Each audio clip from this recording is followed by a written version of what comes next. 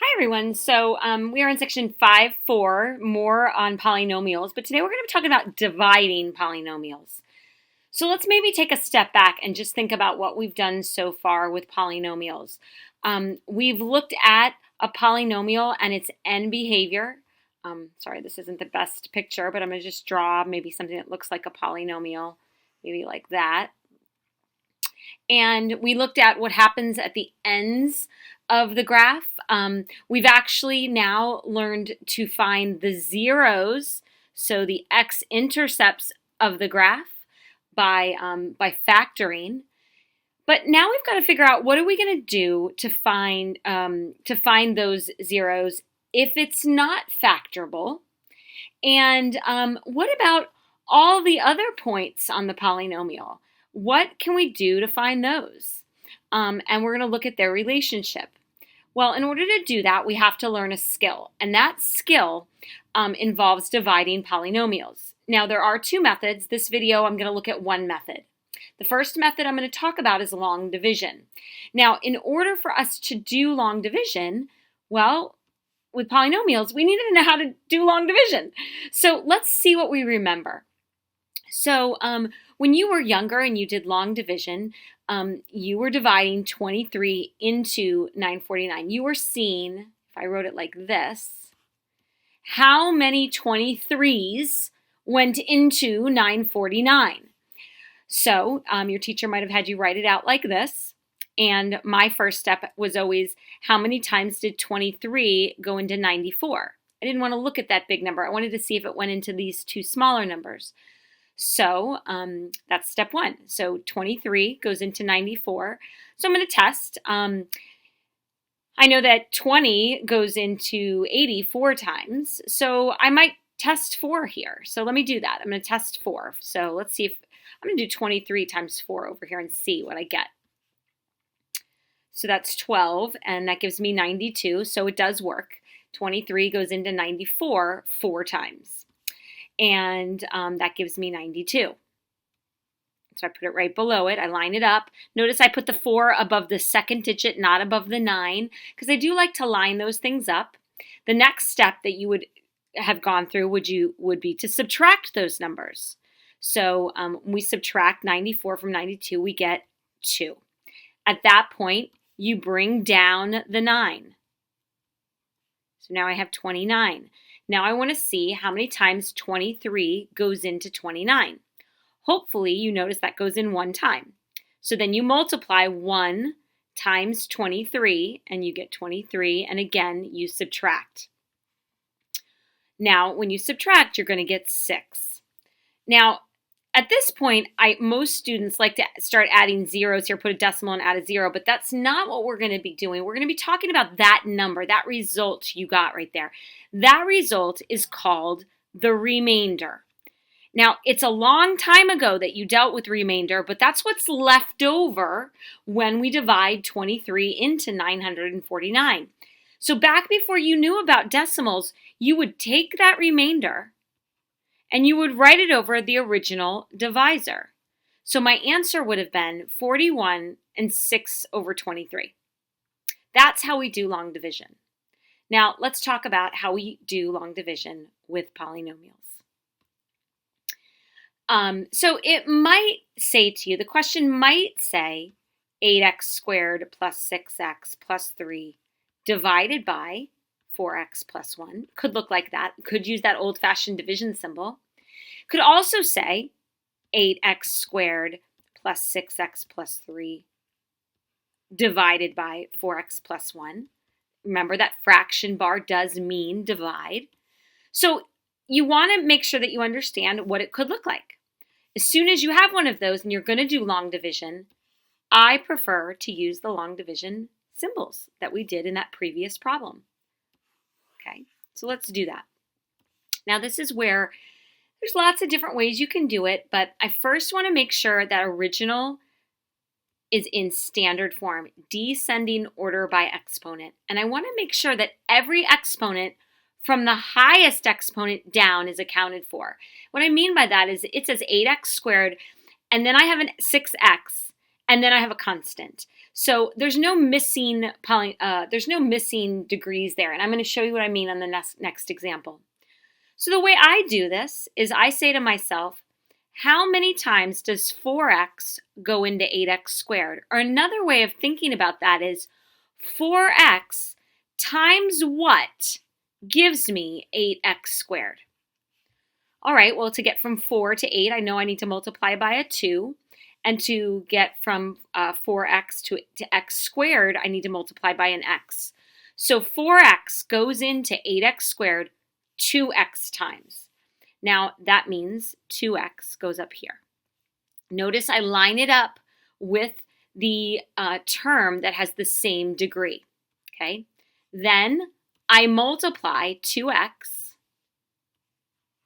to the entire divisor, 4x plus 1. So that's going to give me 8x squared, which is the goal. You want to always have that 8x squared. And then 2x times 1 gives me plus 2x. Okay, now I'm going to erase that so that you can see what I'm doing here. And I'm actually going to make my pencil a little bit thinner on this next one. All right, now here's where we've got to be very careful. Okay. Oops, I want my pen and I want it to be a little bit thinner. Sorry about this.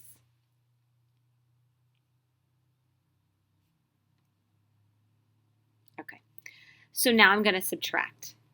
But you have to remember when you're subtracting, you're actually subtracting an entire quantity. So this 8x becomes negative, but this 2x also becomes negative. So it becomes subtraction, subtraction. Now we add down.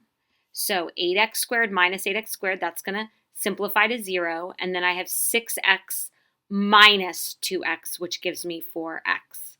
Now the next step, I would bring down the 3. Okay, so plus 3. Then I have 4x plus 1. I want to see how many times 4x goes into 4x. Well, it goes in one time. So plus 1. Again, the way I think about that is 4x times what would give me 4x. Then I take that 1 and I multiply it to the original divisor. So I'm going to multiply that to that. Okay. So that's going to give me 4x plus 1. Then again, I have to subtract.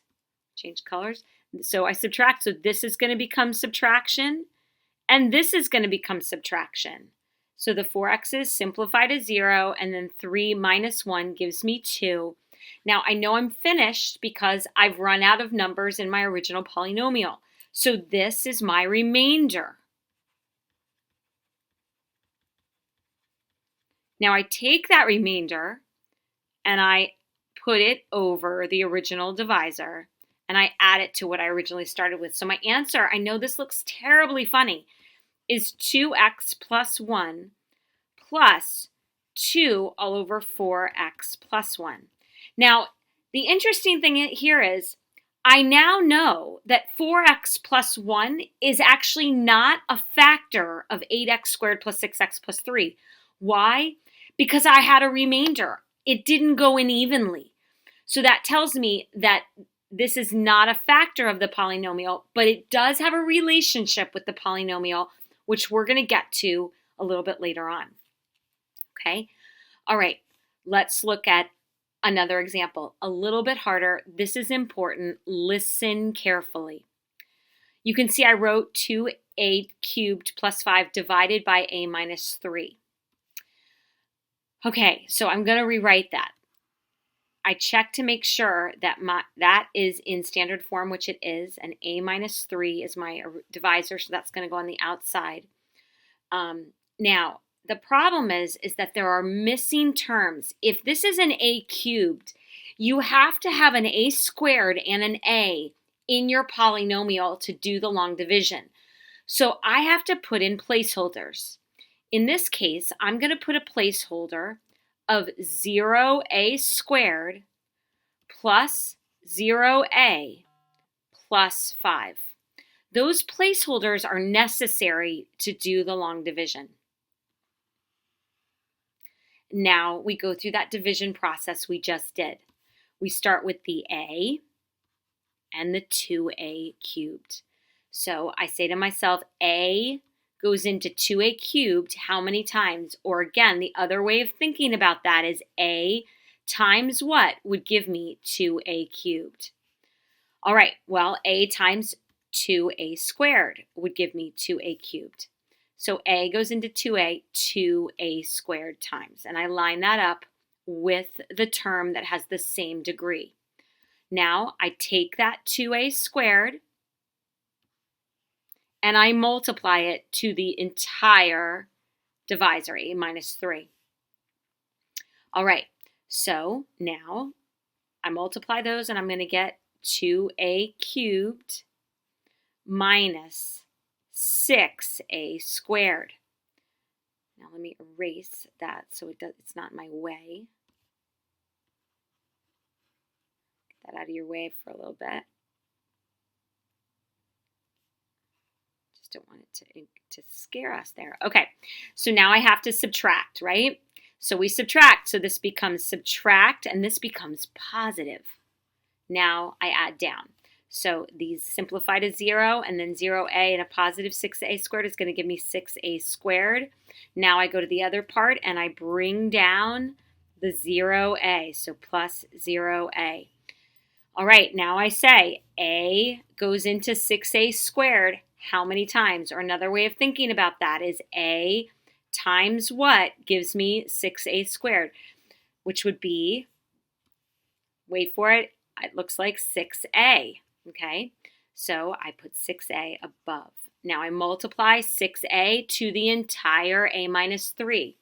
So that's going to get multiplied, and I'm going to get 6a times a, which is going to give me 6a squared. 6a times negative 3 is going to give me negative 18a. All right, now what do? I subtract, so it becomes minus, in this case becomes plus again. The 6a's simplify to 0, and then 0 plus 18a gives me 18a. Now what? I bring down the 5. I know this is tedious. It is. It's just a process though, okay? All right, then I say a goes into 18a how many times? Another way of thinking about that, a times what gives me 18a? A times, hopefully you're saying it, 18. So I put an 18 right here, and then I multiply the 18 to the entire a minus 3, okay? All right, when I do that, I get 18a minus, and I've got 18 times 3, which is 54, so minus 54. All right, now I got to be really careful here because now I'm subtracting and it becomes subtract, add. These simplify and I get 59. I'm done because I ran out of room on my divisor. I ran through every number. So 59 is my remainder. Let me get these out of the way here. And I take my remainder and I add it to that. We call it a depressed polynomial. So add it to it and it becomes plus 59 over that original a minus 3, that original divisor. And I know now that a minus 3 is not a factor of my original 2a cubed plus 5. Again, I told you it does have a relationship, which we're going to look into a little bit later. All right, guys, so that's how you do polynomial long division. If you feel like you need to watch this again, let me know. If any of that was confusing to you, let me know, and we can look at other options to show you how to do it. Have a great day.